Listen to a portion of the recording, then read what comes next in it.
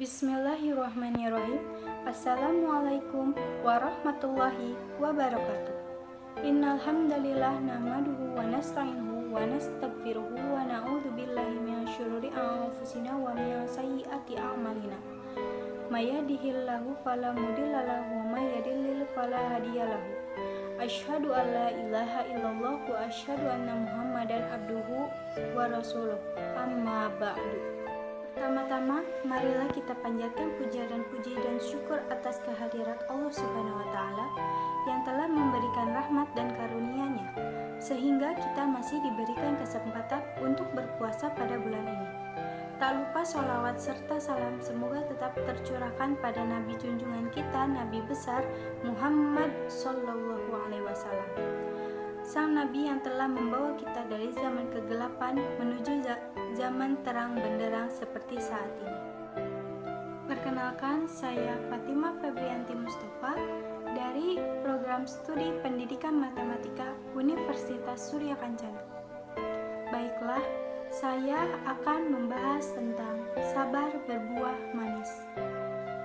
Sabar adalah kebahagiaan yang teramat besar bagi kita, bahwa tahun ini kita dapat bertemu kembali dengan bulan Ramadan. Dengan berpuasa di bulan ini, kita memiliki kesempatan untuk mengasah kesabaran kita. Melatih kesabaran memang berat dan terkadang pahit, namun buahnya sangat manis. Allah Subhanahu wa Ta'ala berfirman dalam surat Al-Baqarah ayat 153. Bismillahirrahmanirrahim. Ya ayyuhallazina amanu sta'inu bis-sabri was-shalah. Innallaha ma'as-shabirin. Wahai orang-orang yang beriman, mohonlah pertolongan kepada Allah dengan sabar dan salat. Sungguh Allah beserta orang-orang yang sabar. Dalam ayat tersebut disebutkan bahwa Allah bersama orang-orang yang sabar. Apa yang lebih indah, apa yang lebih manis dari kebersamaan dengan Allah? Bahkan dalam surat Al-Imran ayat 136, Allah berfirman, Wallahu yuhibbus shabirin. Dan Allah mencintai orang-orang yang sabar. Bukankah sungguh manis jika kita dicintai Allah? Arti sabar. Apa sebenarnya sabar itu? Dalam bahasa Arab, secara bahasa, sabar berarti rodia atau ridho, tajallada artinya mengikat, tahammala bertahan, ihtamala menahan. Dan dalam menghadapi sesuatu dalam ketenangan dan tanpa mengeluh. Namun tentunya untuk mencapai tingkatan itu tidaklah mudah. Allah berfirman dalam surat Al-Baqarah ayat 45. Bismillahirrahmanirrahim. Wasta'inu bis-sabri was-shalah wa innaha lakabiratun illa 'alal khashiyin. Dan mintalah pertolongan kepada Allah dengan sabar dan salat. Dan sesungguhnya yang demikian itu sungguh berat, kecuali bagi orang-orang yang khusyuk. Mengapa berat? Karena sebagaimana arti bahasanya sendiri, dalam bersabar kita harus mampu menahan diri dan bertahan dalam hal-hal menggoda kita, dari hal-hal yang tampaknya menyenangkan dan memberikan kenikmatan. Jenis kesabaran. Jika kita berkaca dari kisah Nabi Yusuf dalam Al-Quran, setidaknya ada 3 jenis kesabaran, yaitu sabar menahan amarah, melawan godaan nafsu, dan menghadapi cobaan. Bentuk kesabaran yang pertama adalah sabar dalam menahan amarah. Saat Nabi Yakub, ayah Nabi Yusuf, menerima kabar bahwa Nabi Yusuf dimakan oleh serigala, yang ia katakan adalah fasabrun jamil. Hal ini terekam dalam surat Yusuf ayat 18. Bismillahirrahmanirrahim. Waja'u ala qamisihi bidamil kadhib.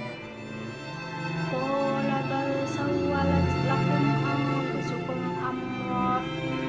Fasabrun jamil. Wallahul musta'anu ala ma tasifun.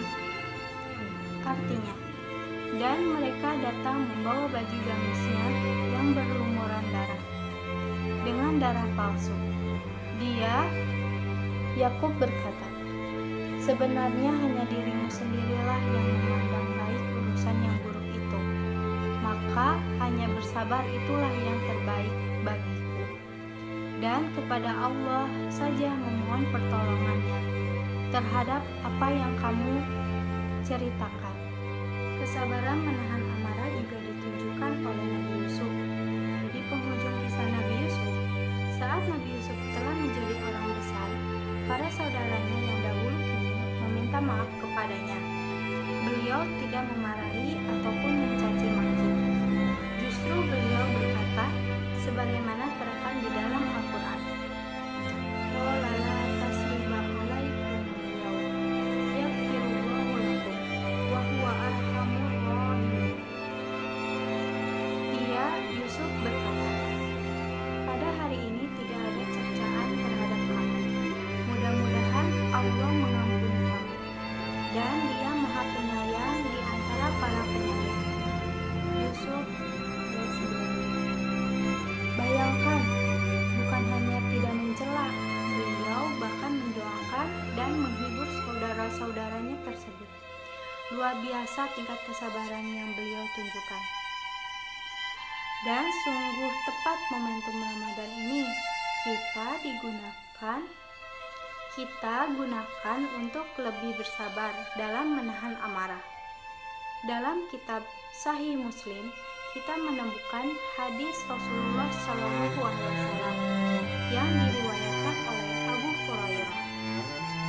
Idza asbaha ahadukum yawma su'ima fala yarfus wala yajhal fa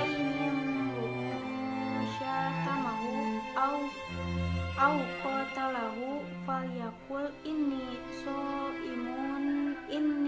so'imun.